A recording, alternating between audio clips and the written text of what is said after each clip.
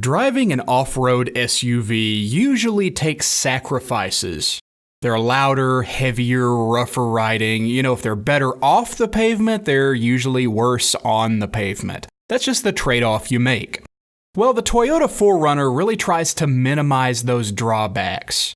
I just spent a week driving one, a built-for-off-roading TRD Pro version, no less.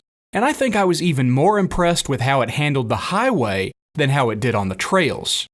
Are there still those drawbacks? Of course there are. If I want the quietest, smoothest highway ride and better gas mileage, I'm going to be getting a crossover like the Highlander. No question about it. If you do need an off-roader though, this is one of the easiest ones to live with.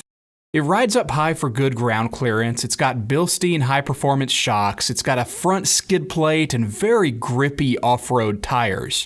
But Toyota did a great job keeping all the noise from that hardware out of the cabin. Unfortunately, they can't undo the laws of physics, and it just takes more energy to move all that weight around.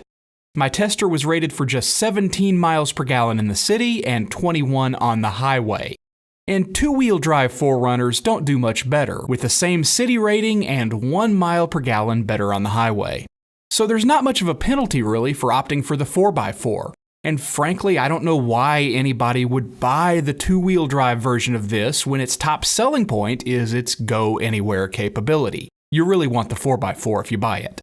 The good news is that the capability is there when you need it. You get a big ol' 4-liter 6-cylinder engine that makes 270 horsepower and 276 pound-feet of torque. It doesn't have any trouble getting this beast moving from a dead stop. And you can opt for a third-row seat to give you seating for 7 people if you need it. Pricing starts around $34,000 for the 4Runner, while my more capable TRD Pro tester rang up close to $43,000.